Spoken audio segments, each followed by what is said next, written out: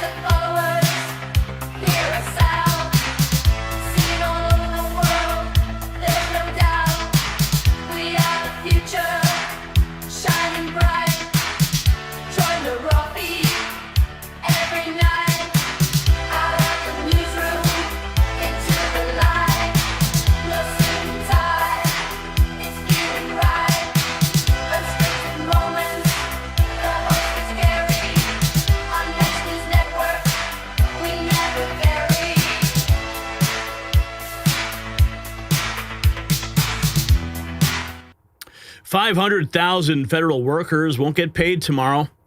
500,000 American families wondering how they're going to make rent, buy groceries, keep the lights on. It all tracks back to October 23rd, 1973, exactly 52 years ago today, when Congress first discovered they could hold a president hostage by weaponizing the budget process through the War Powers Resolution. Back then, it was about Nixon in Southeast Asia. Today, Democrats have perfected the art of governmental extortion, and you're paying the price. I'm Gary Franchi. Welcome to the Raw Feed, where we bring you unfiltered truth the mainstream media won't touch. Before we begin tonight, our hearts are with the Bailey family. After yesterday's devastating helicopter crash in Montana, that took the lives of Darren Bailey's son Zachary, daughter-in-law Kelsey, and grandchildren Veda, Rose, and Samuel. The entire Next News family extends our deepest condolences during this unspeakably tragic time. Darren Bailey is the frontrunner for the governorship of Illinois, going up against Governor Pritzker. So our thoughts and prayers are with the entire family tonight. Now, our show tonight, we will be exposing the catastrophic convergence of corruption that's ripping America apart from every angle, from Capitol Hill to the basketball court, from our bleeding southern border to the weaponized halls of justice. The establishment's house of cards is collapsing. We've got front row seats to the destruction. Let's start with the breaking news now. Day 23 of the Schumer Shutdown. Just hours ago, an anonymous billionaire, a patriot, stepped up where Congress failed, writing a personal check for $130 million to ensure that our troops get paid. President Trump revealed this incredible act of generosity, calling the unnamed donor a true patriot. Meanwhile, Senate Republicans tried to pass emergency pay for essential workers today. Democrat response, they rejected it, calling it a political gimmick. 500,000 families face financial ruin, and Democrats won't even vote to ease their suffering because they're holding out for taxpayer-funded health care for illegal aliens. Federal workers stayed in food lines. The FBI just detonated a bomb that makes every political scandal look like a parking ticket. Operation Royal Flush. The name says it all. In Portland, the Trailblazers head coach, Chauncey Billups, was dragged away in handcuffs. Miami Heat star Terry Rozier got the perp walk treatment. Former player Damon Jones busted. Why? Because La Cosa Nostra has been running the NBA like their personal casino. X-ray poker tables, rigged shuffling machines, players throwing games for mob money. This is not a Hollywood script. This is your national pastime turned into organized crime's ATM. Meanwhile, 3 more American graves need digging because of Biden's border bloodbath. On California's I-10, an illegal alien trucker named Jashan Preet Singh, drunk behind the wheel of a semi, created an inferno that left 2 victims burned beyond recognition. The 21-year-old entered through Biden's open door, got a commercial driver's license from California's sanctuary state, DMV, and turned an 18-wheeler into a murder weapon. DHS confirms what we already knew. He never should have been here. And here's what makes it worse. Another illegal alien. Harjinder Singh killed 3 in Florida after failing his CDL test 10 times. 10 times. They gave him a license anyway. This is not incompetence. It's a pattern of state-sanctioned slaughter. And President Trump, yeah, he's got the media in full meltdown over his glorious new White House ballroom. A privately funded renovation that follows 2 centuries of presidential precedent has sent CNN into convulsions. They're literally shaking over construction permits while memory holding the fact that the Clintons had to return furniture they stole. The press secretary today came locked and loaded with photos from 1950 proving Democrats are once again manufacturing outrage over nothing. This is the raw feed. The revolution will be televised, and you're watching it happen. So let's tear into the truth and welcome you to the show. Mrs. Pothead Kenny's here, Donna Wilkinson, Karen Myron, Jeremy Olson, Karen Finley, Cindy Hickerson. What's up, guys? Good to see you here. Dangerous Dax, Mrs. Pothead Kenny, Deb Noble, Lenore, Kim Weig. Who else is in the house? Sound off. This is your moment to shine. Let's see who else is here tonight.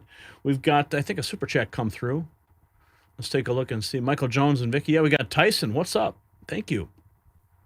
Starting things off with giving you some beer money. Cheers. Thank you, Tyson.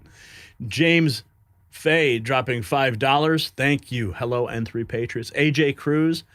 Patriots, stay strong. $5. Thank you, guys. We're at $15 right out the gate. Thank you so much. Help us hit our goal tonight at $100. I know we'll make it before the night is through. Gary's Gorillas reporting for duty. What's up? Pothead Kenny. Sasquatch Hunter TV. What's up? Joseph Pearsons. Bought a membership today. Welcome. Thank you. Lynn and Allie. Rusty Shackelford. running Bear, Carolyn Silkett. Hey, good to see you guys. All right, we're going to get right into the show. No time to waste here because the news waits for no one.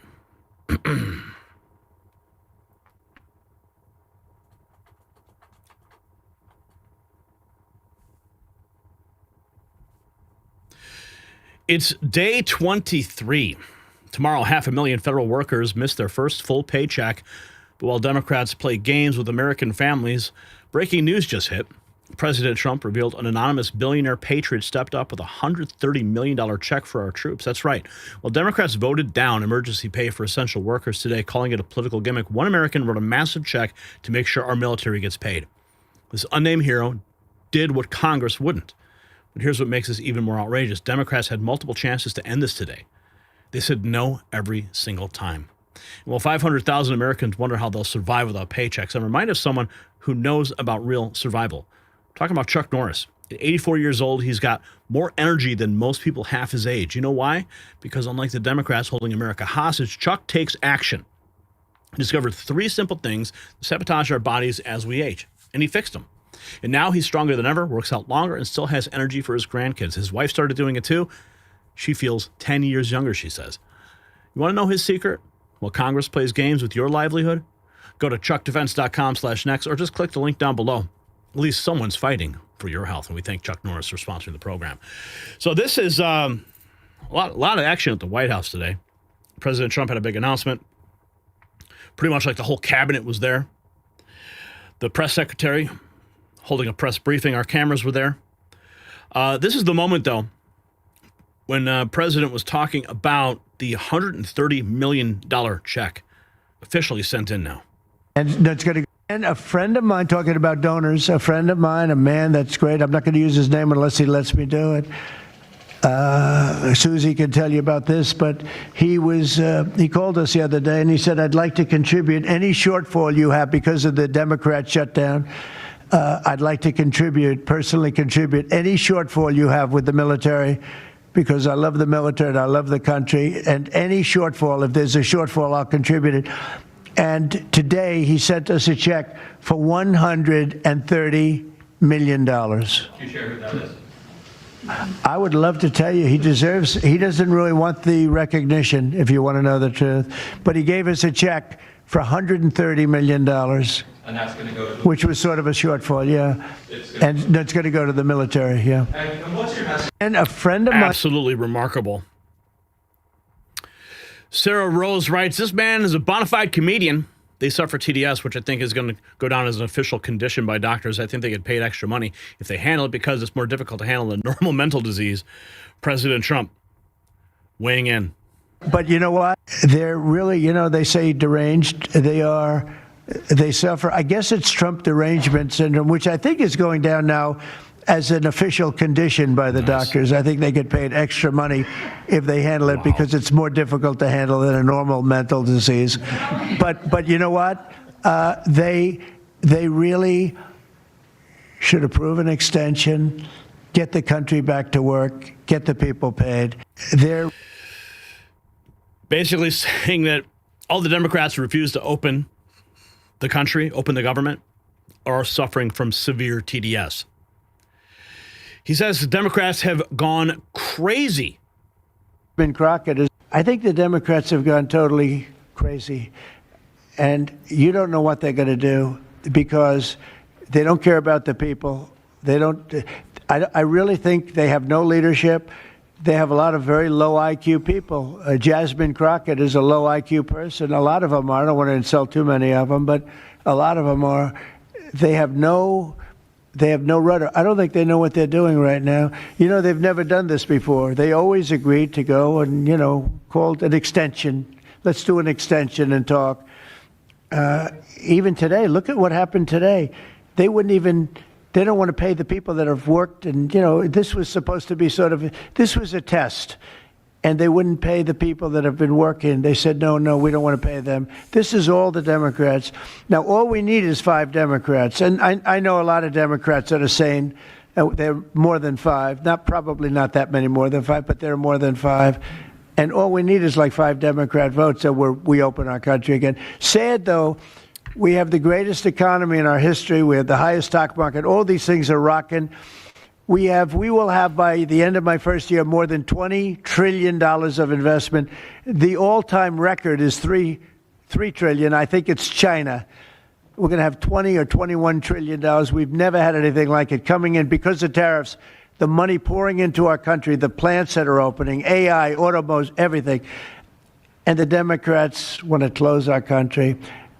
They're really, they say deranged. They suffer. I guess it's Trump derangement syndrome, which I think is going down now as an official condition by the doctors. Oh, yeah, it is an official condition. Stephen Miller at the same meeting talking about the Democrats shutting down the government. We were facing. Let me just say, Mr. President, that this country was going to die without you. This country was going to actually die without you. That's what we were facing in 2024. We've been invaded for 4 years. Our communities were sinking. Our public safety had gone to zero. Cartels were running entire communities. Sex trafficking, child trafficking, labor trafficking was out of control. Overdoses were out of control. The cartels were claiming more and more territory. City services were buckling. This was a country on the verge of dying, and you alone saved it. And when you stepped forward originally in 2016, you started the movement to make America great again, and that means make America great again in every way, and that means safety and prosperity and peace and freedom from cartels and crime and gangs. And your vision and your leadership in declaring war on the drug cartels is the single most successful public safety initiative in American history.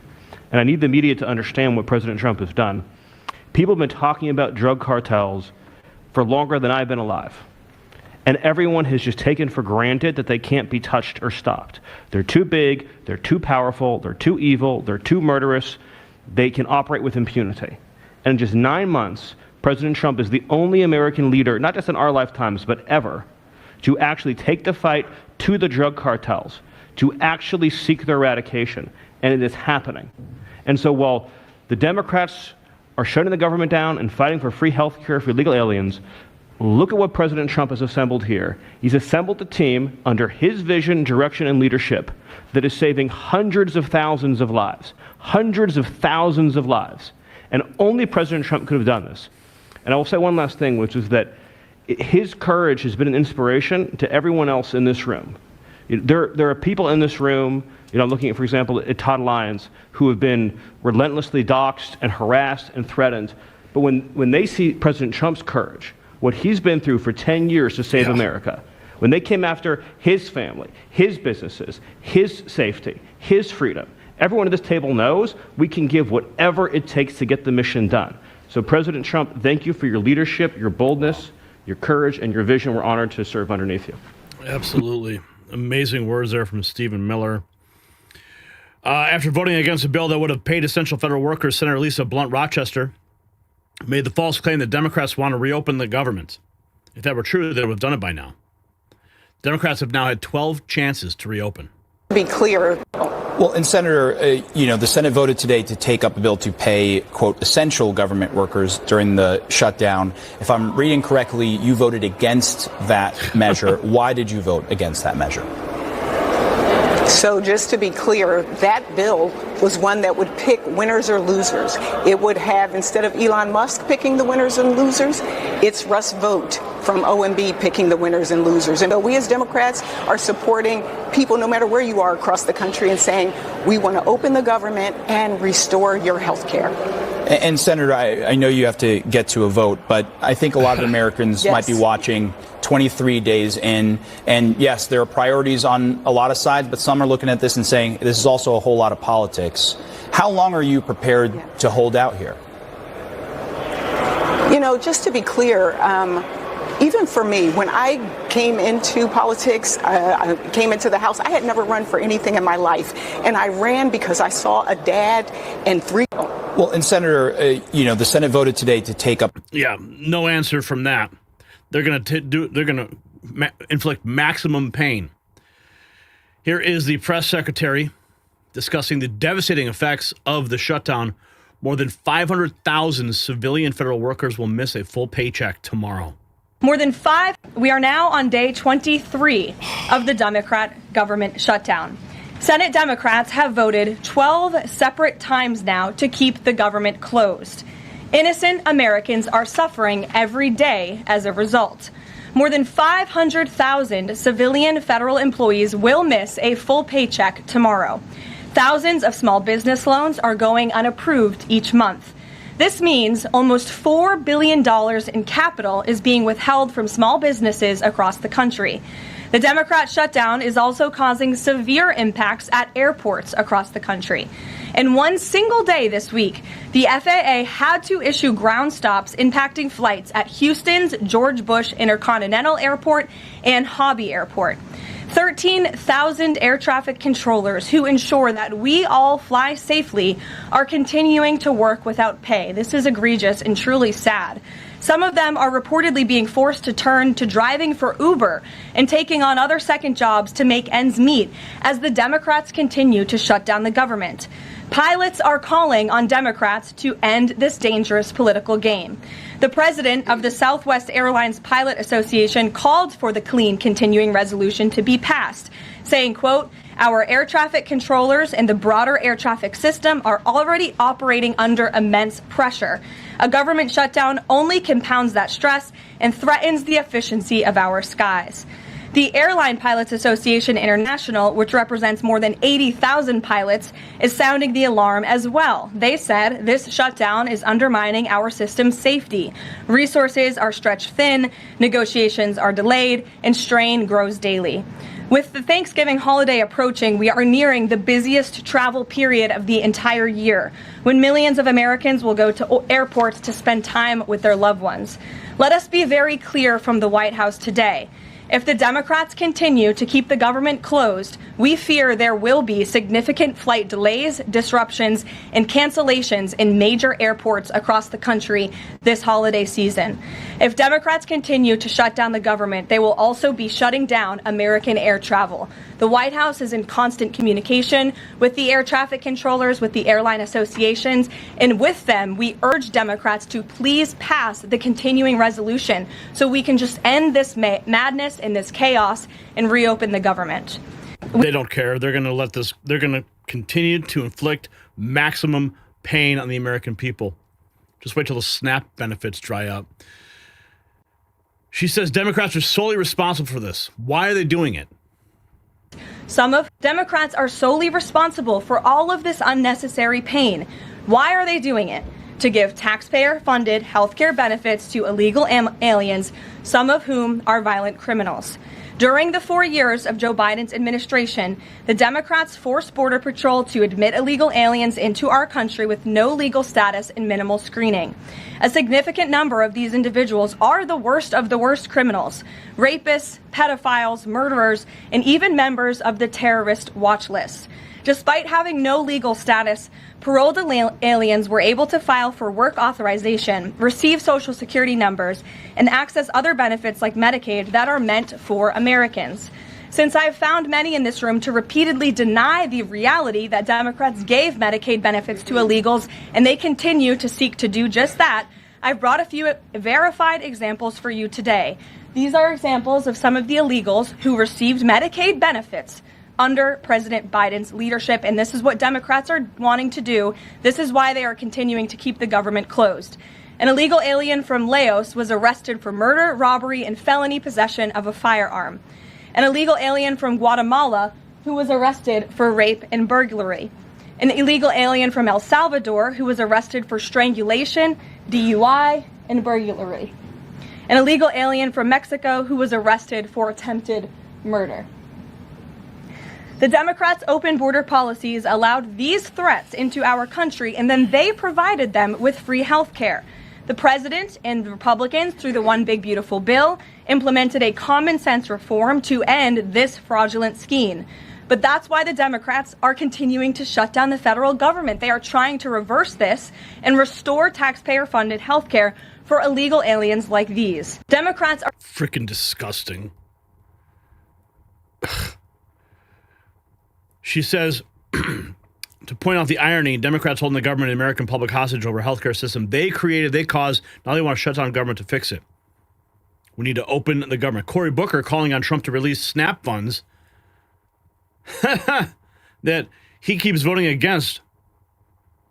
Going to stop. So stop scrolling because this will shock you. Right now, the Trump administration has sent out notices to every single state, including New Jersey, that they are going to stop paying SNAP payments. Now look, they have billions of dollars at their behest to pay SNAP, but they're saying that they don't. So let's talk truth. SNAP is a lifeline for 42 million Americans, disproportionately children, to pay for food assistance for them. In my state, over 850,000 people rely on SNAP payments. Donald Trump is withholding the money because he wants to inflict maximum pain on Americans to hope it helps him politically. Well, this isn't about politics. This is about people.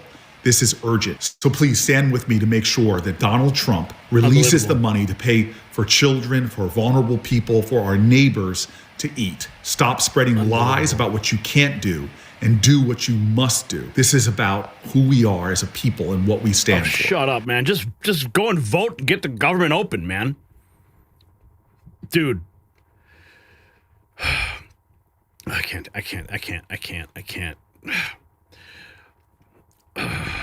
Senate Majority Leader Thune says Ron Johnson offering a counterproposal to vote today on paying essential workers. They're calling it a political gimmick. Joining us now is Senate Majority Leader John Thune. Do you think there are 5 Democrats willing to vote? Hope so. We'll find out soon enough. I think this vote today is a really challenging one for the Democrats. It's very hard to defend voting against. Ron Johnson is offering a counter-proposal, Dana, that is, as was pointed out, would pay everybody who's working. So any what they call accepted employees, anybody who's currently working and not getting paid would get paid under this proposal. The Democrats are going to try and counter it with a political gimmick, which would pay federal employees once, but then continue the shutdown. They're trying to have it both ways. I mean, this is all about politics for them. If they open up the government, their left-wing base goes nuts.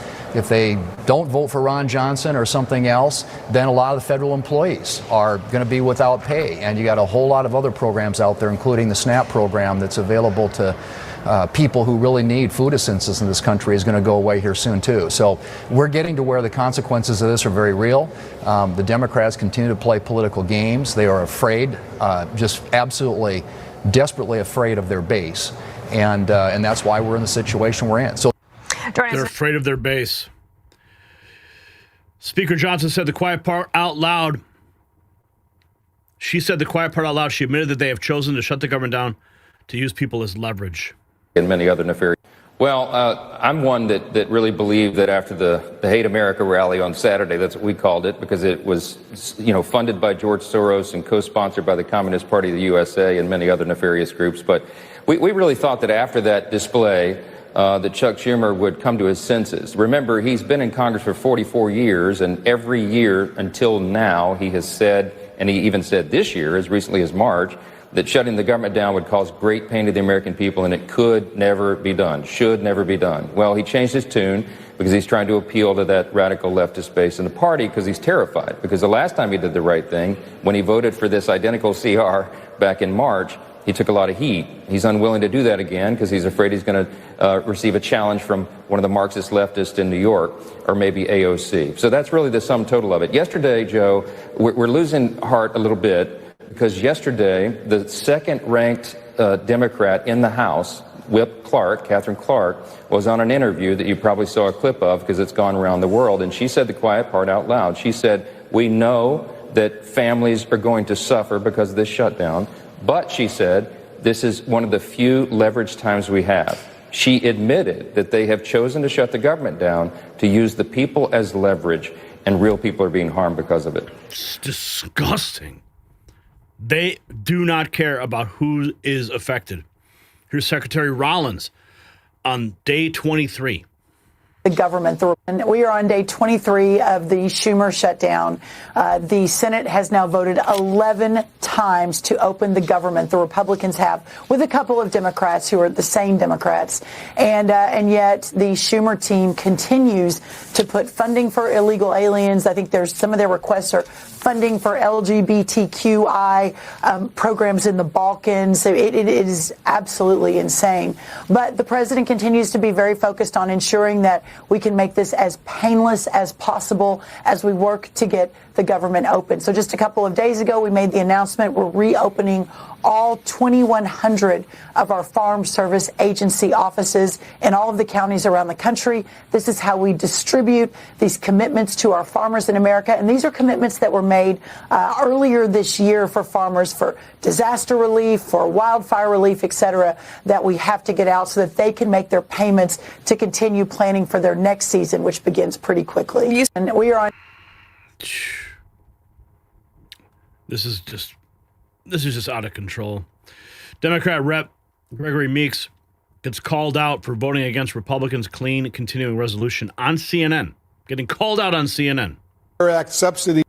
As you know, House Republicans passed what they say is a clean, short-term funding bill, but most congressional Democrats refuse to support it. I know you want to address the Affordable Care Act subsidies set to expire at the end of the year. But why not vote to fund the government, at least for now, and then negotiate on the subsidies later while the government is open?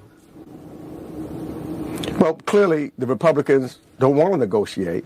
As you know, House Republicans passed what they say is...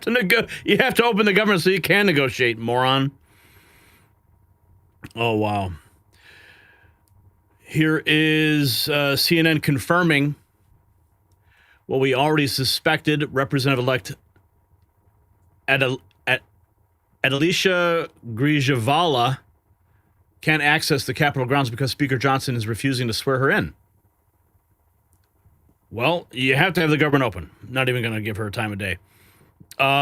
Here is more. Let's go to this. Caitlin Collins and Speaker Johnson. Here we go. She said, we heard from one of your members today, Marjorie Taylor Greene, who wrote this morning that on y'all's GOP conference call, she said Speaker Johnson said he has ideas and pages of policy, but did not say a single policy plan. She said, I find it unacceptable that Republicans are sitting on the sidelines doing nothing to fix this healthcare disaster that is leading many Americans into financial ruin. That's her words. She says you're sitting on the sidelines. What's your response to Congresswoman Marjorie Taylor Greene? Well, bless her heart. That's an absurd statement. Obviously, these conference calls are monitored by media, so we're not going to have actual strategy discussions on a line where you have hundreds of people listening in, because it would be reported on the front page. We have been working on this for a long time. We worked on it today. We've been working on it every day. Marjorie is not here in Washington. She's not on the committees of jurisdiction, and she's not involved in those specific discussions, but she will be soon because they'll be related to all the House Republicans. This was always going to be a discussion and a debate that was going to be held in bipartisan fashion, by the way, in the month of October and November. We know that the end of the year is the end of those COVID-era subsidies, and there's real reforms that have to be made if they're going to be extended. The Democrats knew that, the Republicans knew that, and it was always on the table for discussion. They have made that a red herring issue for now, again, because they wanted to show a fight against Trump. This is purely about Chuck Schumer and Hakeem Jeffries in New York trying to avoid a challenge from a Marxist candidate in their next re-election cycles. 100%. That's why they're doing a 180-degree turn and doing exactly the opposite of what they did as recently as March of this year. It's amazing how much power AOC has over Schumer. And then, of course, all those people who are suffering because of it. If you got value from this report, tap subscribe. My final thought is next. Now, this is not just about politics anymore. It's really economic terrorism. When Katherine Clark says family suffering gives Democrats leverage, she revealed their true face. They're not public servants. They're hostage takers in suits. Think about it. 500,000 families missing paychecks, kids going hungry, mortgages going unpaid. Also, Democrats can fund health care for people who broke our laws to get here. Some of these illegals have rap sheets longer than a CVS receipt, but they get health care while your federal worker neighbor visits food banks. So here's my question. Should any member of Congress get paid while federal workers don't? Yes or no? Drop your answer in the comments, because this kind of corruption, it's what starts revolutions. And if you're as fired up as I am, check out our merch shop, link below. Wear your resistance. This is Gary Franchi for the Next News Network. All right, man. This is just going on way too long, man.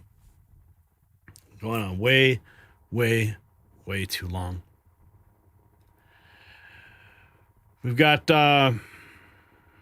insane news now. The blood is on the hands of Gavin Newsom, Joe Biden. Absolutely outrageous stuff happening. Okay, no super chats to get to.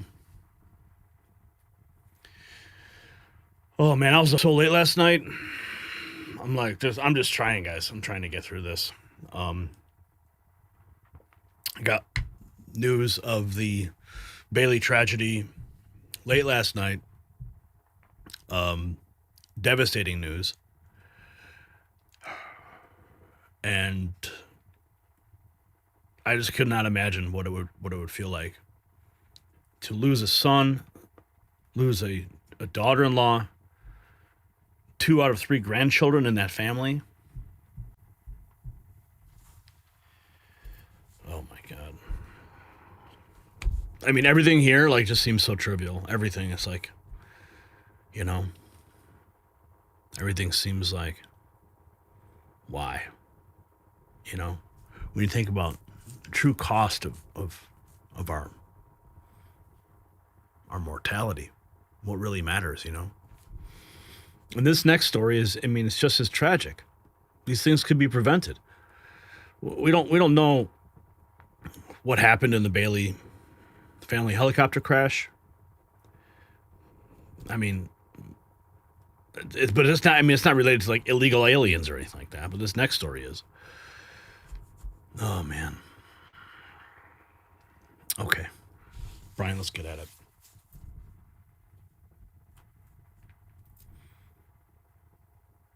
Three Americans are dead tonight. 2 burned beyond recognition. And here's what makes this even more infuriating. Another illegal Indian alien trucker, Harjinder Singh, killed 3 people in Florida after failing his CDL test 10 times. 10 times across 60 days in 2023. They still gave him a license. Now, it's Jashanpreet Singh on California's I-10. 21 years old. Illegal entry through Biden's border. Drunk behind the wheel of a semi. DHS confirms he never should have been here, but California's sanctuary state handed him the keys to an 18-wheeler anyway. This is not incompetence, it's criminal negligence.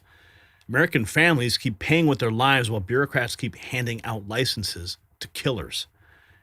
But it's been all over the news lately. President Trump renewed focus on American mining and critical minerals. And right now, District Copper Corp is right in the middle of it, trading under the ticker CAXPF. They've just announced a major U.S. partnership with Reacher Gold LLC, unlocking access to proven gold and silver assets across Nevada, Arizona, and Utah. Now, these aren't just exploration projects. They are real infrastructure-ready properties with verified stockpiles and historical high-grade production. This partnership gives District Copper immediate U.S. production potential and a powerful position in the metals market.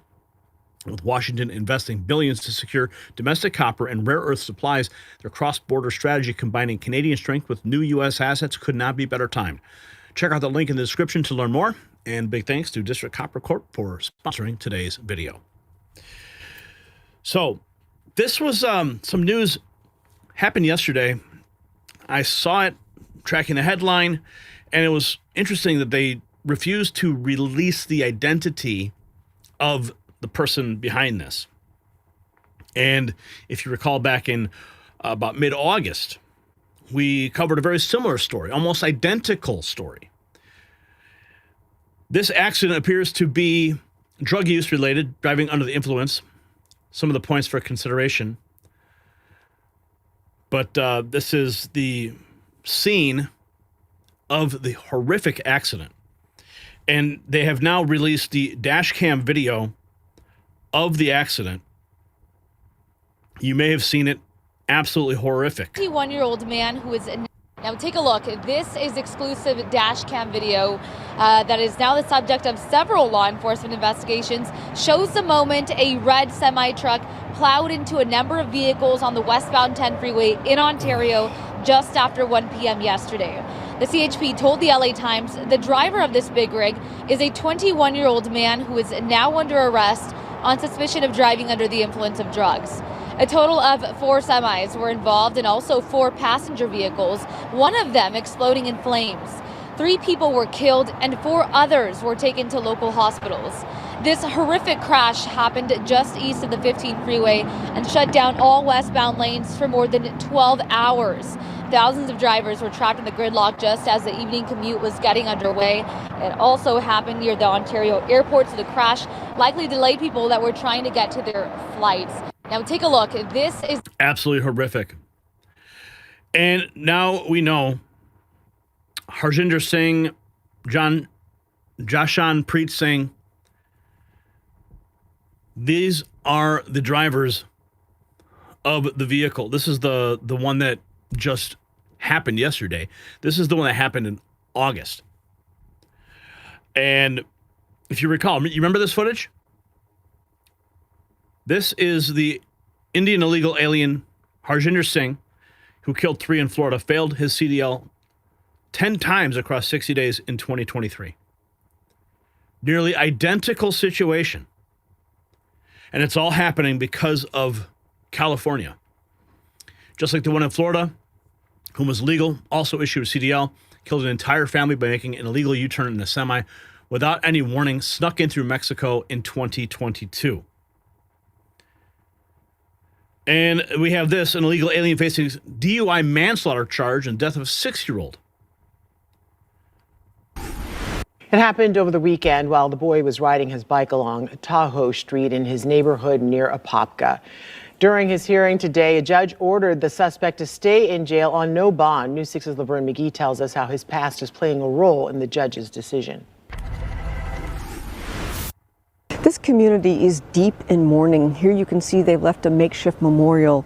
It has flowers and balloons and little toys. Let me look at the lower third graphic. Man accused. All right. An illegal alien, another one on the road, DUI, kills a 6-year-old. I mean, what in the hell is happening in this country? It could have been any one of us driving to work, driving home, going out with our families. You do not know who's behind the wheel of these 18-wheelers. It could be another illegal who got a driver's license in Gavin Newsom's California. This is absolutely insane. Here's another one. This is from August. Illegal not deported after multiple DUIs and domestic violence arrests, allegedly kills New Jersey mother and 11-year-old daughter in wrong-way crash. Raul Luna Perez, 43, living in Red Bank, New Jersey since 2023. On July 26, Luna Perez's Dodge Durango crashed into Maria Politz's Nissan Sentra in Lakewood, New Jersey. Politz's 42 died at the scene. Her youngest daughter was in the front seat, died shortly after arriving at the hospital. An 11-year-old girl in the back seat was injured, but has since been upgraded to stable. Another one. Another one. Because of Joe Biden's open border policy. Letting these people into the country. Here's another one. August 29th, U.S. Immigration and Customs, Honduran national Julio Cesar Herrera Gonzalez veered his Maserati into oncoming traffic, causing a fatal accident in Nashville, allegedly drunk at the time. He was illegally present with a prior U.S. conviction. Another one, an illegal immigrant caused a DUI. This is in July of last year. A DUI collision killing a 22-year-old volleyball coach and injured another in a tragic hit and run last week. This is 2024. Jesus Sandoval Martinez, who's 21, arrested and charged with 2 counts of vehicular homicide, reckless driving, and leaving an accident. Volleyball club mourning the death of a coach and hoping another survives after a deadly crash. Julian Potter's live in Northwest Albuquerque where the fatal accident happened. That's right, Doug Shelley. So we know the crash happened here near the intersection of Coors and Montano. We've also heard something from the Department of Homeland Security, who knows something about this suspect. It's 21-year-old Jesus Sandoval Martinez. Police say they believe he was drunk as he was driving down Coors, causing the fatal crash to happen. It all started Monday at the intersection of Coors and Montano in Northwest Albuquerque. The accident happening around 12:30 a.m., detailed in the criminal complaint involving 3 separate cars. All right, we're back on the record on FR 4331 2024, State of New Mexico versus Jesus Sandoval Martinez. Jesus Sandoval Martinez recently making his first appearance in Metro Court Tuesday. This criminal complaint said, you get the point, right? This is a scourge on the streets. Caroline Levitt, April 2024, or April of this year, says if California doesn't turn over the illegal alien that killed 2 teenagers in DUI, then ICE will seek a conviction. If he is listening to the heartache from those 2 parents is truly heartbreaking, and our hearts are with them. And not only are we praying for them, but this administration is taking action. The Department of Homeland Security and ICE have already said that a detainer has been put on this individual if he is to be released, and he will immediately be transferred into ICE custody, we hope, if the state of California complies. And if not, the Department of Justice will be seeking a conviction against this man, where he will spend time in federal prison for taking the lives of those 2 young Americans. So these stories, just one after another. Who issued him the CDL? 6 hours ago, Jeannie Geist writes, besides being illegal, who issued him a CDL? Semi-truck driver arrested after killing 3 people in DUI. In the U.S. illegally, according to the DHS. Levitt is pointing out that the individual responsible for the fatal DUI crash was legally licensed in California, highlighting a procedural issue the Department of Transportation is reviewing. It underscores scrutiny on how licensing interacts with public safety. Here she is. Of killing 3 people in a D. It's being reported that the semi-truck driver suspected of killing 3 people in a DUI crash is an illegal immigrant who came in under the Biden administration.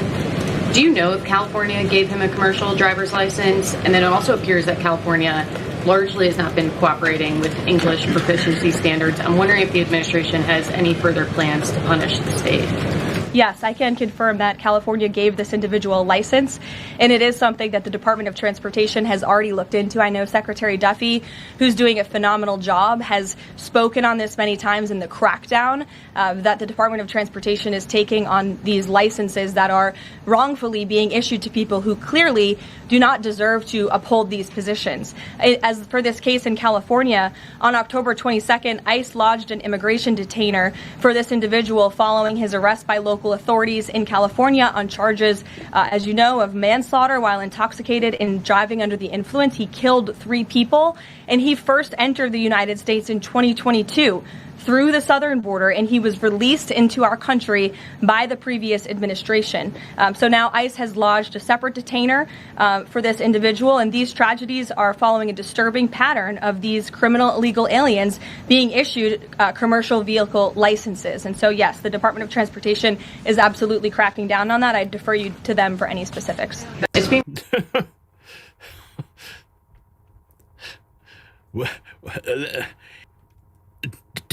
I don't even know what to say. I mean, do you want to go out on the street? It's like, you don't know what's going to happen when you get in your car. Arrested for DUI vehicular manslaughter. Here's a picture of him after the crash. DHS confirms illegal alien trucker who killed 3 in California entered U.S. via Biden's open borders. Zero Hedge reports. He was granted a commercial driver's license by California. I'm sorry. We're highlighting this because this is a cancer that is growing and festering on our streets. And I know that President Trump and ICE, they're working to clean this up, but this is happening now far too often. when you have these individuals, almost identical situations and backgrounds, it's got to stop, folks. Be safe out there. If you got value from this report, tap subscribe. My final thought is next. So this massacre in the I-10, it's not just another traffic accident, it's systemic murder. Harjinder Singh failed his CDL test 10 times. And they gave him a license anyway. Now 3 more dead. Jashanpreet Singh enters illegally, gets a California CDL, kills 3 more while drunk. These are not isolated incidents, they are policy outcomes. When you hand out commercial licenses to people who can't pass basic safety tests, when you protect illegal aliens over American families, when sanctuary states become slaughterhouses, this is what happens. Press Secretary Caroline Leavitt promised DOJ prosecution if California will not cooperate with ICE. But how many more families are going to have to be burned beyond recognition before we say enough? Here's my question. Should CDL licenses require proof of legal status nationwide? Yes or no? Drop your answer below. Every day we wait, more Americans die. Support our work, check out our merch shop, and wear the truth with pride.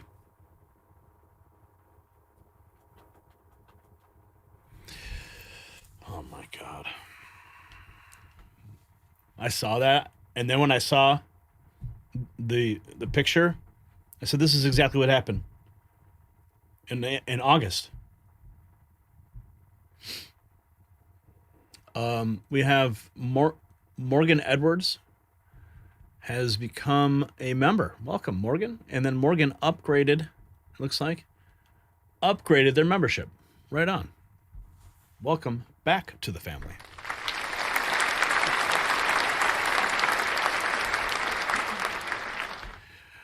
Okay, moving right along. No super chats to speak of. If you want your voice heard, you know what to do.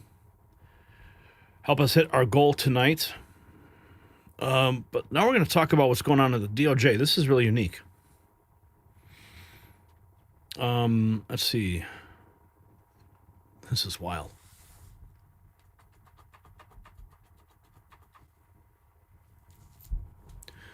For years, they hunted him like a dog. Russia hoax, Ukraine hoax, documents hoax, raid after raid, subpoena after subpoena, investigation after investigation. The Department of Justice under Joe Biden turned into the Department of Get Trump. Well, now the hunted has become the hunter, and President Trump just dropped a bombshell. A $250 million bill on the DOJ's desk.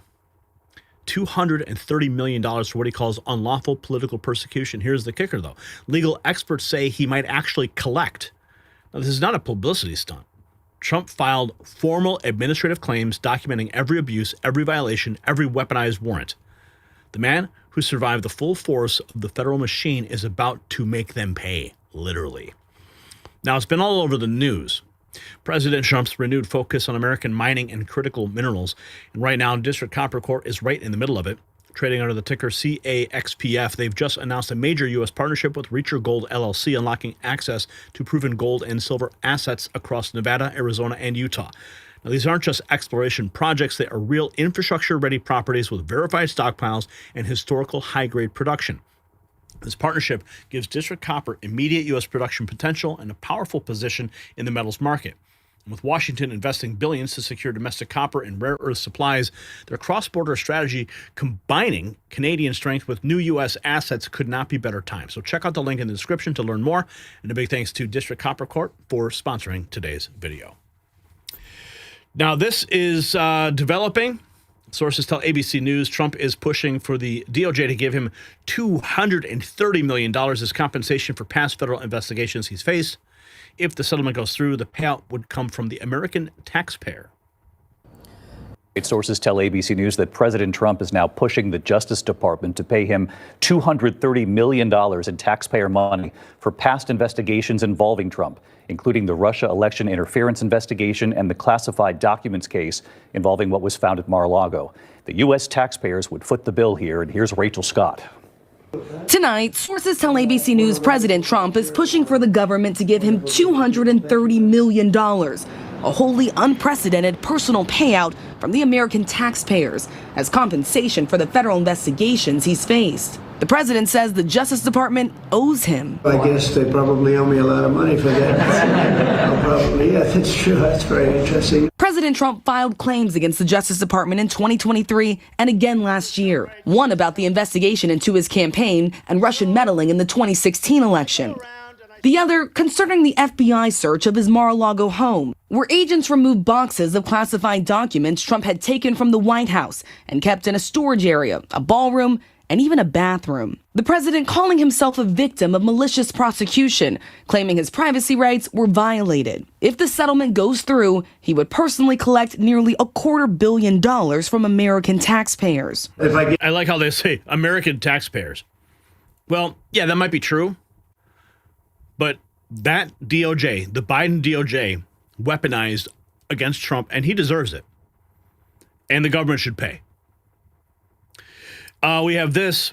Senators Lindsey Graham and Senator Roger Marshall react to the possibility of Trump reaching a settlement with the DOJ. This is Nicholas Balazay. And the allegation. What do you think about the possibility of that settlement, Trump settling with DOJ? I think he has a claim. I'll leave it up to him, but I think he was poorly treated. I think he's a citizen like anybody else. Trump settling with DOJ? I think he has a claim. I'll leave it up to him, but I think he was poorly treated. I think he's a citizen like anybody else. And if his rights have been violated, he can pursue legal remedies. Also wanted to ask you about the possibility of President Trump receiving some sort of settlement for the cases that were lodged against him and the allegations that turned out not to actually yield to any charges. He wants some sort of settlement. The amount could be as high as $230 million. The amount hasn't been determined yet in terms of the request. So I was wondering what you thought about him possibly getting some sort of payment from DOJ. Well, let's think about why he's wanting to be repaid for that. This was lawfare. What the Democrats did to him, Joe Biden did to him, was absolutely lawfare, that they used the Justice Department to go after him. The Attorney General from New York used the Justice Department to go after him as well. And I don't doubt that he did spend hundreds of millions of dollars defending himself. You know, that's one thing that's wrong with the judicial system. If you sue somebody else, and it's a frivolous lawsuit, but you win it, but you still spent hundreds of thousands of dollars trying to defend yourself.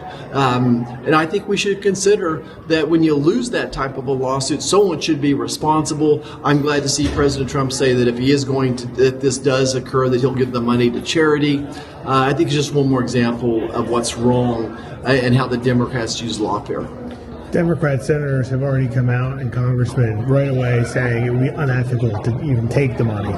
Even if he was eligible to get this money, taking it would be unethical. What do you think about that? Well, I think sometimes, President Trump is just making a statement here. I think what he's trying to really point out is just how bad the lawfare was and the tax on him. What do you think about the possibility? I hope he wins. President Trump seeking $230 million from the DOJ. And we have this New York Post correspondent points out that CNN and Donald Trump face more weaponization of the DOJ than any person in history. More politicization. Why that way, taxpayer dollars going toward this? Well, for context, Donald Trump has faced more politicization and weaponization of the DOJ than any person in history. He's faced this for almost 10 years.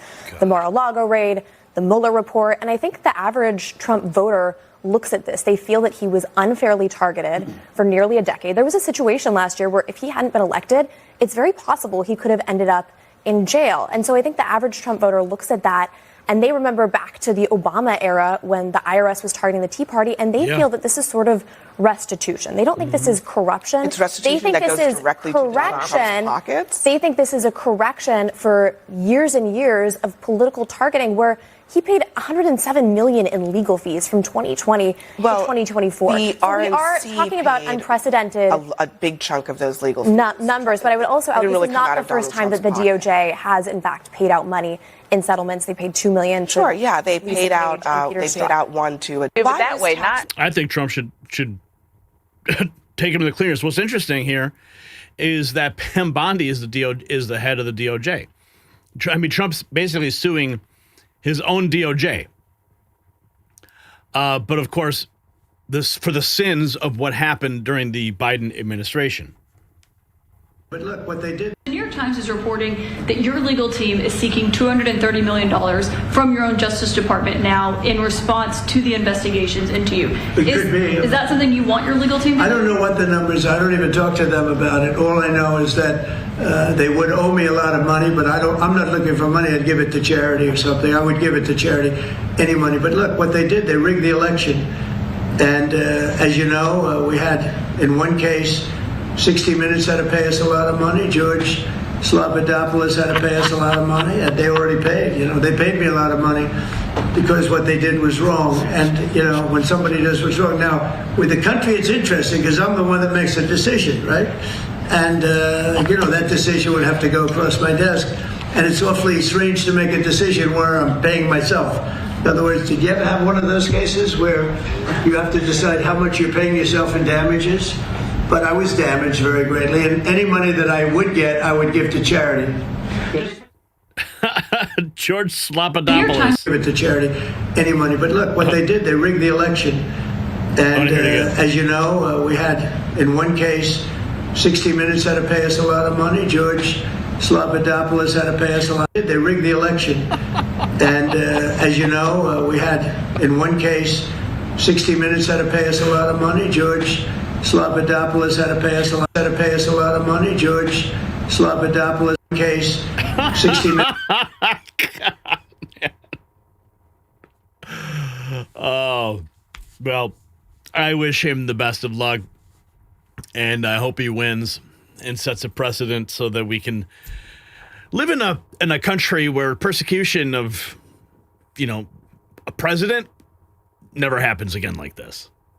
If you got value from this report, subscribe. My final thought is next. Now, it's not really about money. It's about justice. For the first time in American history, a former president is holding the deep state accountable with their own legal system. $230 million for turning the DOJ into a political hit squad. Think about what they did. Fabricated FISA warrants, leaked classified information, raided his home like he was El Chapo. They spent tens of millions of taxpayer dollars trying to destroy one man because he threatened their power. Now he's flipping the script.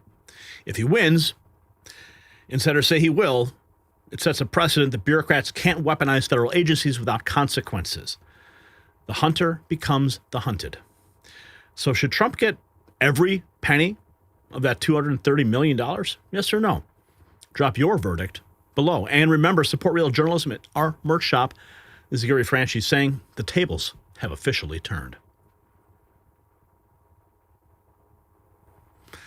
Oh, my Lord. $230 million. His own DOJ. What are you guys saying? Is healing such a normie take? Why not? A normie take. Okay, where are we at here? $17. Okay, looks like Franger Xbox dropping $2. What's up, man? Thank you. All right, going into our next topic of the evening here. Oh, yes, this is crazy. This is crazy. Wow. Wow. Operation Royal Flush, man. Who would have ever thought? My God. Okay.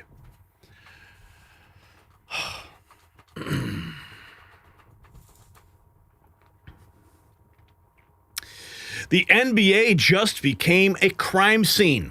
This morning, FBI agents stormed luxury condos, sports facilities, and underground poker rooms in coordinated raids across the country. Operation Royal Flush, and it's exactly what it sounds like. Portland Trailblazers head coach Chauncey Billups in handcuffs, Miami Heat star Terry Rozier perp-walked former player Damon Jones arrested, but here's what will blow your mind. This wasn't just gambling. La Cosa Nostra had X-ray poker tables, rigged shuffling machines, and players literally throwing games for mob money. FBI Director Kash Patel says it went on for years. Every game you watched, every bet you made, every championship celebrated, all potentially scripted by the Mafia. And here's what we know, but it's been all over the news lately. President Trump's renewed focus on American mining and critical minerals, and right now District Copper Corp is right in the middle of it, trading under ticker CAXPF. They've just announced a major U.S. partnership with Reacher Gold LLC, unlocking access to proven gold and silver assets across Nevada, Arizona, and Utah. Now, these aren't just exploration projects. They are real infrastructure-ready properties with verified stockpiles and historical high-grade production. Now, this partnership gives District Copper immediate U.S. production potential and a powerful position in the metals market. And with Washington investing billions to secure domestic copper and rare earth supplies, their cross-border strategy combining Canadian strength with new U.S. assets couldn't be better timed. Check out the link in the description to learn more, and big thanks to District Copper Corp for sponsoring today's video. So this just in from the FBI just a few hours ago. Yes, the lid has been blown off the NBA Mafia gambling empire. Coaches, players, mob bosses busted in a shocking raid. Let's go to the director of the FBI, Kash Patel.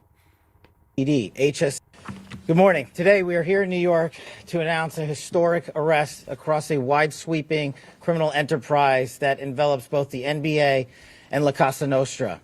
The men and women up here standing with me represent a small portion of the leadership team that brought profound justice in an era that needed it more than any. I'll just highlight some of the details in the case and the FBI work, and then you'll hear from the others. But as you now know, individuals such as Chauncey Billups, Damon Jones, and Terry Rozier were taken into custody today, former, current NBA players and coaches. What you don't know is that this is an illegal gambling operation and sports rigging operation that spanned the course of years. The FBI led a coordinated takedown across 11 states to arrest over 30 individuals today responsible for this case, which is very much ongoing. Not only did we crack into the fraud that these perpetrators committed on the grand stage of the NBA, but we also entered and executed a system of justice against La Cosa Nostra to include the Bonanno, Gambino, Genovese, and Lucchese crime families. And you'll hear more about those details today. The charges and the arrests that were taken down across this country range from wire fraud, money laundering, extortion, robbery, illegal gambling. This FBI will leave no room for any perpetrator of crime across this country. You hear a lot about our work of defending the homeland and crushing violent crime. Well, this work is also representative of a colossal portion of the FBI's mandate to keep America safe and to keep our entertainment industry fair and secure. The men and women that are standing up here today worked tireless hours, days, months, and years. And the fraud is mind-boggling. It's not hundreds of dollars. It's not thousands of dollars. It's not tens of thousands of dollars. It's not even millions of dollars. We're talking about tens of millions of dollars in fraud and theft and robbery across a multi-year investigation. And we could not have done it without our interagency partners that are before us today. The NYPD, HSI, and teams of law enforcement officials from around the country made this day possible. It takes a team to bring this kind of justice, sweeping justice, into the halls of the United States courtrooms, where our brave United States attorney has led this prosecution. It takes courageous prosecutors to stand before you and say, we will not allow this kind of illicit activity to happen, not only at the national sporting level, but also where it hides in La Cosa Nostra. And when these two collided together, they perpetrated a fraud that is historic in terms of not just money, but the scheme and the deceit that they utilize to steal and swindle people for money, to include crypto fraud. This is an operation that showcases to you that under President Trump's administration, there is no room for any type of criminal behavior, be it on the world's largest stage or in the back rooms of tiny parlors where card games are being played. We are proud to stand here today with the men and women of the FBI and this legal team. And to the United States Attorney, I just want to thank you personally for taking the time to display the work that the media is about to hear about today in detail. As I said, it does take courageous prosecutors, but it takes a courageous United States Attorney to bring this case, because we are going to take heat for it.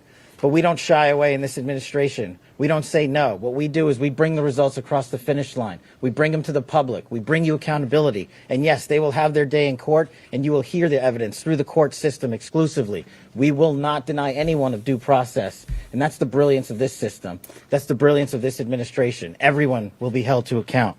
So with that, I turn it over to United States Attorney Nosell. Thank you. Good morning. Today we are here in New York. Wow.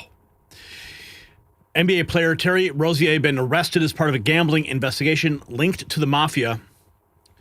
This appears to be some of the footage where, I'm not sure if this is the footage, where he faked an injury that caused him to throw the game on behalf of his Mafia partners. But they're saying he is guilty. Operation Royal Flush busted. FBI raiding and arresting 30-plus in a Mafia-linked gambling empire, rigged online poker, NBA prop bets, swindling players dry. NBA HOF coach Chauncey Billups busted. Star guard Terry Rozier on the Heat, ex-NBA vet Damon Jones, ties to 3 New York crime families. When was the last time you heard about anything over these crime families? Today, as you've heard, our office conducted a massive nationwide takedown from 2 indictments of 34 defendants for their alleged involvement in 2 separate illegal poker and sports betting schemes where, as you heard, the odds were rigged in their favor.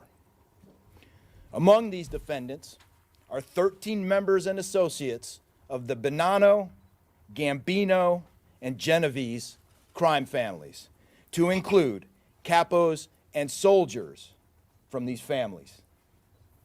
Additionally, as you heard, current and former NBA coaches and players are also implicated, to include Chauncey Billups, Damon Jones, and Terry Rozier. 3 of the named defendants are charged for their alleged roles in both schemes. This alleged illegal gambling operation hustled unwitting victims out of tens of millions of dollars and created a financial pipeline for La Cosa Nostra to help fund and facilitate their organized criminal activity. Today, La Cosa Nostra, alive and well. Here is more. This is when it hit on Fox. Understanding that there are arrests being made actively as we speak. This is rocking the league. The FBI arresting a coach in Portland, as well as current and former players. We expect to learn more 40 minutes from now with a news conference from the FBI. Nate Foy's live in Brooklyn, where that news conference will take place. And Nate, good morning to you. What do we know so far? Hello. Hey, Bill, good morning. Yeah, all eyes will be on that news conference at the top of the hour, as right now we're learning at least 31 people with sports ties and mafia ties so far have been arrested as part of an FBI investigation into illegal sports betting in the NBA and also an illegal poker scheme. Now, the big names, big name coach and player, Terry Rozier and Chauncey Billups, as well as a lesser known player and coach, Damon Jones, so far the 3 names that we know, but we'll start with Rozier. This comes after an investigation was reported by the Wall Street Journal into him, a federal investigation back in January that looked into a game back when he played for the Charlotte Hornets in 2023, where there was strange betting patterns that emerged in a game where he left early, Bill, after playing only 10 minutes with a foot injury, and there were a lot of bets on the under for his points, rebounds, and assists. So that has been reported in the investigation into Rozier. We'll learn more at 10 o'clock about the details with him. Chauncey Billups is a bit of a different case at this point, Bill. From our information, he is allegedly involved in a poker scheme with the American-Italian Mafia. And then Damon Jones is a former NBA player and coach as well arrested. And this is all related to the same investigation that ultimately landed a lifetime ban for Jonte Porter, a former player for the Toronto Raptors, who admitted to altering his performance in games so that other people could make money off of prop bets for his performance in those games. Now, the NBA investigated Rozier, and he was cleared as part of the NBA investigation, which explains why yesterday he was active for the Heat's game against the Orlando Magic. He did not play because of a coach's decision. Dude, what else have we got here? Colin Rugg 10 hours ago, 30 people arrested. FBI Director Kash Patel making the announcement. The NBA Mafia gambling bust is insane. La Cosa Nostra Italian Mafia working with current and former NBA players to rig unders on prop bets and had poker operations with X-ray tables, rigged shuffling machines, and more. Let's see if this is another clip here. Line for La Cosa Nostra to help fund and facilitate, as alleged, and as you just heard from the U.S. Attorney's Office. Let's see. NYPD commissioner, in some instances, players altered their performance, took themselves out of games to make sure those bets paid out. Here is the NYPD commissioner. On March 20th. In some instances, players altered their performance or took themselves out of games to make sure that those bets paid out. One example occurred on March 23rd, 2023 in Charlotte. Terry Rozier, an NBA player now with the Miami Heat, but at the time playing for the Hornets, allegedly let others close to him know that he planned to leave the game early with a supposed injury. Using that information, members of the group placed more than $200,000 in wagers on his under statistics. Rozier exited the game after just 9 minutes, and those bets paid out, generating tens of thousands of dollars in profit. The proceeds were later delivered to his home, where the group counted their cash. As the NBA season tips off, his career is already benched, not for injury, but for integrity. In some instances. Here is more. This is Denver Sports 104.3 head coach arrested. This is their take. Insane, Trent. Some news broke out very early this morning about a former Nugget, Chauncey Billups, who was arrested by the FBI due to his ties with an illegal gambling ring run by the Mafia. I am not making this up. It broke very early this morning by Shams Charania. Insane, Trent. What the hell happened this morning? Yeah, so just unfathomable. And like this guy, like this is Mr. Colorado, like born in Denver, went to George Washington, won Mr. Colorado 3 times at George Washington, then went to CU. His number 4 is retired by CU, and then played for the Nuggets in 2 separate stints. Yeah. Like this is a guy who's like the Colorado kid. Like this is the guy that's homegrown. People love Chauncey Billups here in Denver and in Colorado. And to see this happen this morning is just like, holy moly. So insane. So what we're dealing with here, so there's 2 separate, or it's like a big gambling probe, and then there's 2 separate branches of it. One is betting on NBA props. That is not what Billups is in. Mm-mm. That's what Terry Rozier and Damon Jones are a part of. Yeah, who are also both arrested earlier this morning by the FBI. Yes, Billups is part of an illegal or a rigged poker scheme with the Mafia. And this is crazy. Like this isn't you're somebody counting cards. This isn't The Hangover when he's counting cards to try to make his 80K. This is they had a table full of people. Let's say there were 5 players, and this is just from what all the FBI and the attorneys were saying at their press conference this morning. This is the information I gathered from this. Say there's 5 players at a table, and the dealer makes it 6. The dealer and 3 players are in on this scheme. Wow. And then there's 2 people they call fish who aren't in on it. And there's the card shuffling machines are all like bought off some weird sub-market somewhere. And they have like cameras in them. And these cameras send a signal to some Mafia house who then relays the information back to the poker table. At the poker table, they have somebody who they tag as the quarterback. And that quarterback does some weird signal to, I don't know, tell what cards are coming. And they're rinsing these fish, who they call them, for thousands and thousands of dollars. Some news broke out very... So if you got value from this report, tap subscribe. My final thought is next. This scandal cuts deeper than sports. It's about trust itself. Millions of Americans invest their hearts, their loyalty, and yes, their money into professional basketball. Kids wear jerseys of players who were secretly taking mob money to miss shots. Families spend thousands on season tickets to watch rigged games. The NYPD commissioner confirmed players altered performances, pulled themselves from games to cash mob bets. Now, this is not Pete Rose betting on his own team. This is organized crime owning the scoreboard. Every championship, every playoff, every March Madness bracket for years, all potentially contaminated by La Cosa Nostra's dirty money. So here's my question. Should the NBA void every game that these criminals touched? Yes or no? Sound off below. This corruption runs deep, but truth runs deeper.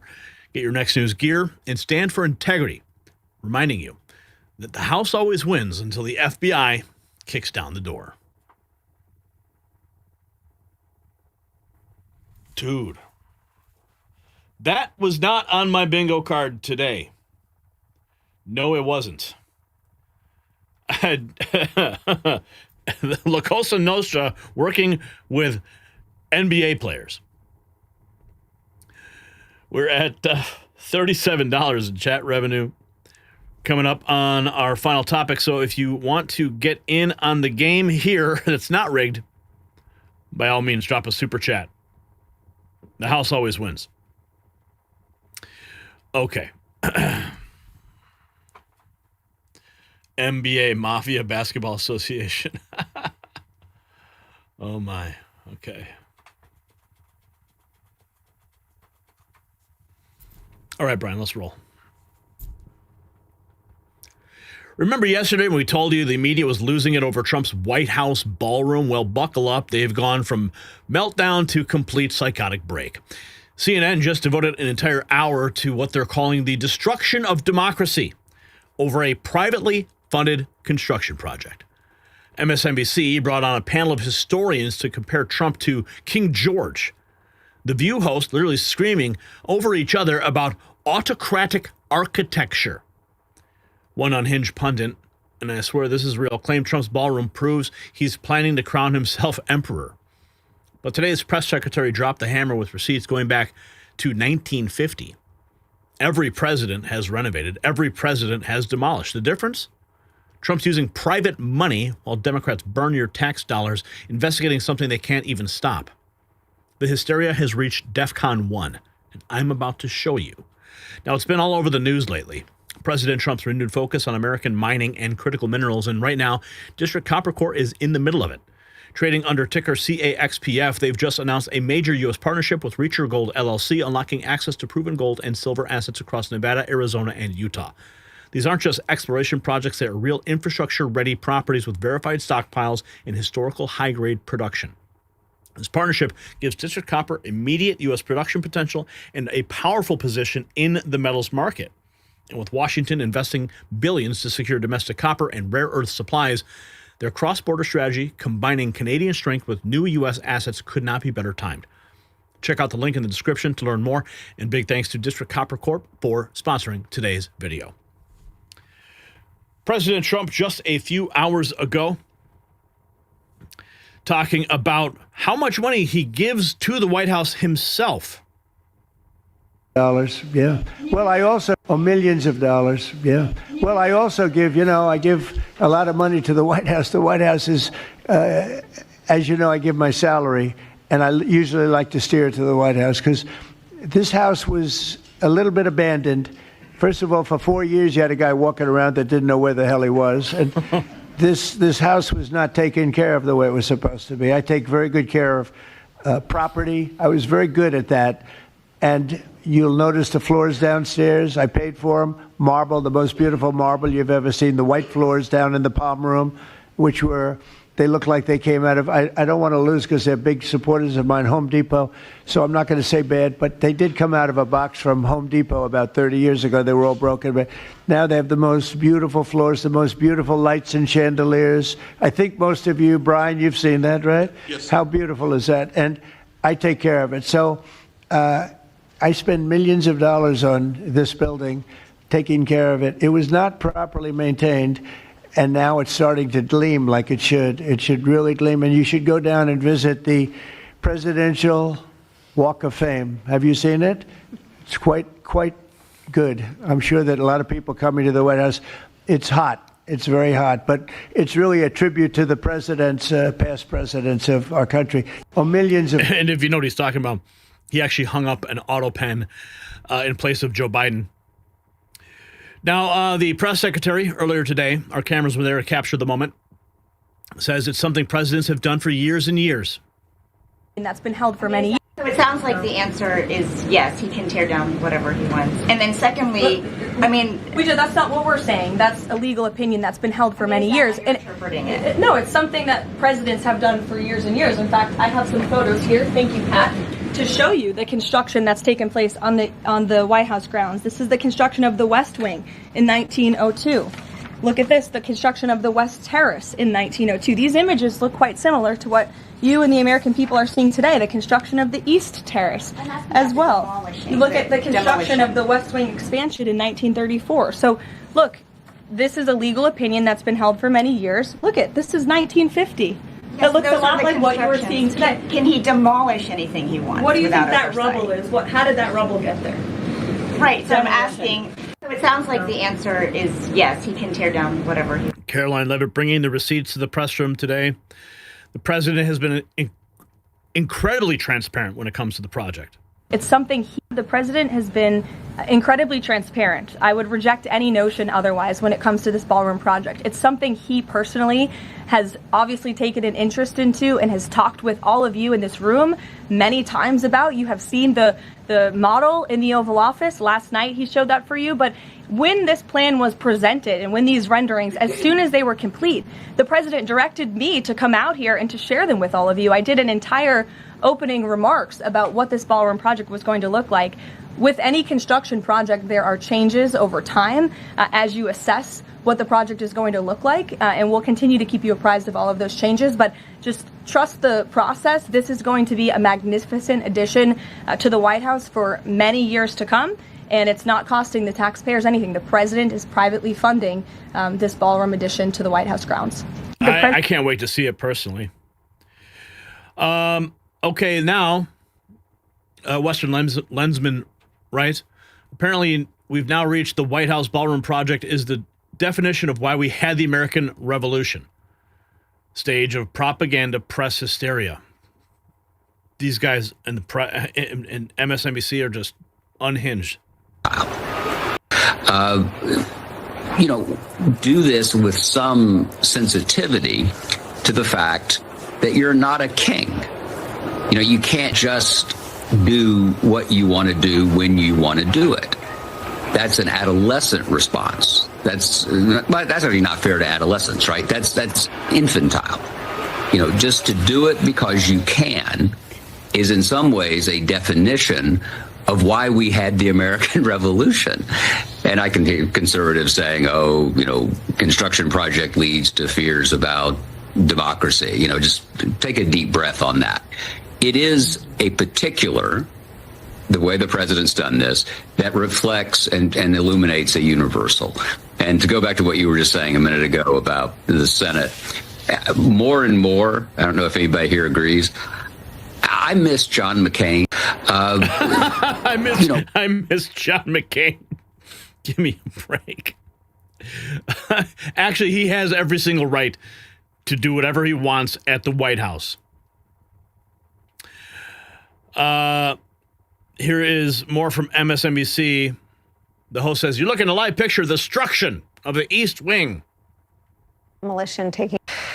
I hate to say this, but you are looking at a live picture of something that's actually happening. The destruction of the East Wing of the White House. Demolition taking place right now at the White House on Donald Trump's orders to make space for Donald Trump's 90,000 square foot ballroom. That number doesn't even make sense if you're a human living on Earth 1, but it is bigger than everything that is on the complex now, almost twice as big.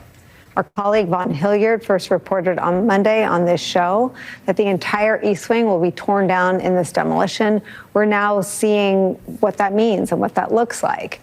And to say these are upsetting views of the destruction of the people's house might be an understatement. If you've ever been to Washington on a field trip or wanted to go after watching Forrest Gump or The American President or the movie Dave, or just thought it was one of those things that would kind of always be there. New York Times is reporting this hour that the demolition will be done. They'll be done destroying the East Wing by the end of the weekend. It is a reversal even from what Donald Trump had promised to do to the structure. Okay, enough of that, woman. Listen, when that ballroom is finished, it is going to bring so much grandeur and stature to the presidency that every president who's going to use it thereafter is going to be so thankful that Donald Trump helped design and construct it. I've been to Mar-a-Lago a number of occasions, and the opulence, decadence, and pure majesty of that building, its architecture, its finishes, if he brings any of that style to the White House ballroom, which I'm sure he will, it is going to be a magnificent structure. And the press, all these clips that we're playing now, the press is going to be eating their words. There's no way that you are going to be able to downplay the beauty of what is about to be created once they actually see it. Right now, you get renderings, you get pictures, you get ideas, whatever. But every single president moving forward, because it's going to be done before Trump's term is up, so he will be able to use it. I'm sure he definitely wants to make sure he can. But every president thereafter is going to be just so thankful for it. Brian Allen, Trump didn't just bulldoze a wall, he bulldozed the truth. CNN had to clarify the East Wing he demolished is literally part of the White House. The same East Wing where First Ladies worked, where historic tours began, where generations of staff kept that place running. Oh, they're just melting down. In the 1940s. At the White House, it's the middle of the night. They are bulldozing the White House in the middle of the night without explaining to the American public really what's going to happen here, Congressman. Well, let's be clear. It's not the White House that's being bulldozed. It's the East Wing of which is part of the complex. House. But it's much newer. There was a part of it that was built in the late 19th century and then renovated in the 1940s. It's pretty small. It's not particularly architecturally significant, at least from what I know. And this is an opportunity. Look, the president is a builder. He likes to build things. At the White House, it's the middle of the night. Looks like we have Donald Trump Jr. weighing in on the ballroom. What's he have to say? I think the Democrats freaking out about it is absolutely insane. I think the greatest irony that I saw in all of this was Hillary Clinton talking about it being the people's house. Hillary Clinton, who with her husband literally had to return furniture and silverware that they stole from the White House. That was actually the property of the people. They took it with them after their term. They had to return it because people caught them stealing the furniture. You know, she's the one that's leading the charge complaining about this thing. It's absolutely nuts. This is for the betterment of the property. It costs the American taxpayer nothing, and it's going to add value, not just to my father's presidency, but to every president after him, because it's going to take some time to build. The reality is every president after him will get much more use and much more benefit from this incredible addition to the White House. The Democrats freaking... Tom Jr. and I are on the same page, for sure. The Five's Jessica Tarlov has a meltdown over President Trump's White House ballroom. I'm not actually melting down. I'm not actually having a meltdown about the ballroom. Did the same. All I hear in their private therapy sessions gone public is total hatred toward President Trump and a complete ignoring of history where at least 13 presidents did the same thing, some of them with taxpayer dimes. Okay, so I'm going to do this part quickly because I don't want to end up in a reel that you're showing tomorrow, and I'm not actually having a meltdown about the ballroom. But I will. Well, you're on the reel now, honey. Say that it is nothing like any of the other renovations. I mean, his ballroom is almost double the size of the White House itself. And he's not using taxpayer dollars. He's using his own dollars, maybe, or the dollars of companies that want favorable treatment, like Google, Palantir, all with big contracts with him. But Trump and Caroline Leavitt and the whole administration would rather that this is what we're focused on, and it's really getting away from the real stories of the moment. We are in the midst of a government shutdown. The Republican caucus from New Jersey wrote to Mike Johnson saying, you got to make a short-term deal. Our constituents cannot handle these ACA premium hikes. Our farmers are losing their businesses. No soybeans coming out of America. We bail out Argentina, and then Argentina. Okay, you want to pivot to the shutdown? Okay, I get it. Those are important points. And yes, we are talking about the ballroom, but I mean, we've been talking about the shutdown for what, 23 days now? And we're still waiting on a couple Democrats to cross over and pass the bill. Okay, so thanks for that. Jessica, thank you for the meltdown. Oh, now we have Hakeem Jeffries screeching for weeks that Trump's White House ballroom would cost taxpayer millions, now admits it's being funded by private donors. More likely, this is part of what Donald Trump has been doing since day one of his presidency, running the largest pay-to-play scheme in the history of the country, and probably soliciting donations from people who've got business before the United States government. And all of this is going to have to be investigated. It will. All of this will have to be uncovered. Really? It will. And these people are going to be held accountable, no matter how long it takes. That's going to be the reality of the situation. And that's our warning to all of these people participating in this scheming to manipulate taxpayer dollars and, of course, to destroy the people's house. The White House belongs to the American people. It doesn't belong to Donald Trump. More like. Oh, man, Hakeem. It's scheming. Everyday Americans talking about President Trump's visionary addition to the White House ballroom. Yeah. Absolutely. Nixon had his bowling alley. JFK had a swimming pool. So, he's adding his touch. Mm-hmm. And it's going to be beautiful when it's done. Yeah. Absolutely beautiful. You know it's going to be beautiful. CNN's Abby Phillip interrupts and cuts off Republican guests after he mentions President Trump's self-funding. Was a basketball. I find it very interesting that we're having this conversation because FDR actually built the East Wing, put a pool in for himself. President Obama was a basketball player, put a basketball court in. President Nixon was a bowler and put a bowling alley. All personal things they want to do. The president is doing an addition to the People's House. It's going to be able to hold hundreds of people. Instead of cramming people in, foreign visitors and other folks that we've crammed into these rooms, we're going to have an actual ballroom that we can properly host people in the White House. And he's paying for it, and private donors are paying for it. So any correlation, he's putting his personal dollars in along with private donors. The pool and the basketball court did not disrupt the structure of the White House. That's the first thing. And the second thing, changes. But hold on, Tim. The second thing. The second thing is you guys are all freaking out over nothing. If you got value from this report, tap subscribe. My final thought is next. So the fake outrage perfectly captures everything wrong with our media. Trump builds with private money, and they scream. Trump follows historical precedent, they cry dictatorship. Trump creates jobs for American workers, they investigate. Meanwhile, these same people stayed silent when the Clintons literally stole White House furniture, had to return it like common thieves. But Trump adds a ballroom for state functions? That's apparently the end of democracy. Even Hakeem Jeffries had to admit it's privately funded, but he's still promising investigations using your money. So here's what this is really about. See, Trump keeps winning. He keeps building, keeps moving forward while they spiral into irrelevance. My question? Does the media's ballroom meltdown prove they'll attack Trump for literally anything? Let's have a conversation in the comments below. And hey, unlike the media, our merch store actually delivers what we promise. Check it out. This is Gary Franchi calling out the ultimate media meltdown.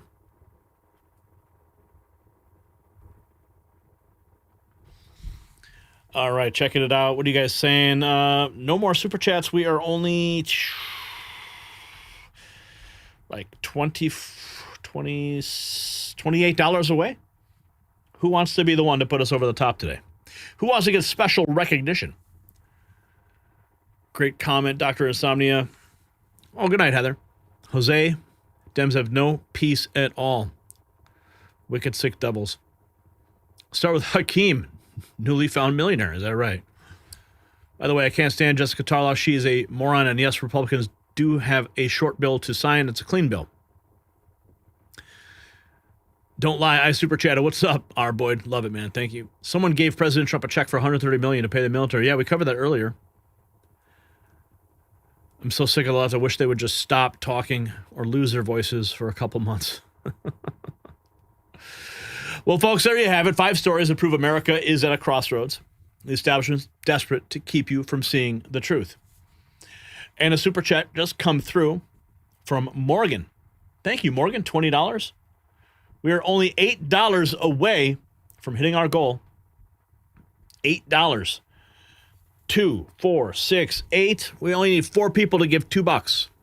4 people, $2, and we are at our goal for the evening. Duplicate giving 5 memberships.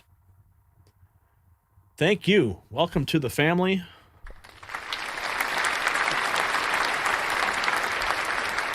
We got Prism Ward, Kevin Bodman, China Dave, Pac Loco, Bought in paid for. That's funny. And Morgan coming through. Boom with a 10 spot. Wow, Morgan, thank you for putting us over the top tonight. $102. We hit our goal. Really appreciate it. It sincerely does make a big difference when you guys chip in like that every day. Sometimes it sounds like a broken record, but it really is important for the show. And Heather Reeve coming in hot with a $2 bill. Thank you, Heather. Tamara Jennings gifting a membership. Amber receiving that membership.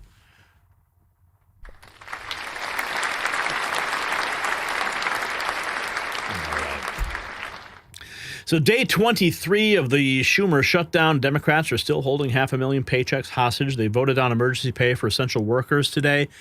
They called helping American families a political gimmick, but when an anonymous billionaire patriot wrote a $130 million check to pay our troops, he showed more leadership in one signature than Congress has shown in 3 weeks. That's the difference between real Americans and the swamp creatures who claim to represent us. In California, 3 more Americans are dead because Jashanpreet Singh, an illegal alien who never should have been here, got drunk behind the wheel of a semi-truck. 2 victims burned beyond recognition. DHS confirming his illegal status. California's sanctuary state gave him a commercial driver's license anyway. This is what happens when virtue signaling matters more than American lives. The blood is on their hands. Meanwhile, President Trump just sent the deep state a bill for $230 million. After years of Russia hoaxes, document raids, weaponized investigations, he's demanding payment for political prosecution. The hunter has become the hunted, and the bureaucrats who turned our justice system into their personal vendetta machine are about to learn what accountability feels like. You know, this is bigger than Trump. It's about whether we have equal justice or just us. Then came Operation Royal Flush. The FBI exposed what might be the biggest sports scandal in American history. NBA coaches, players, and La Cosa Nostra working together to rig games for years.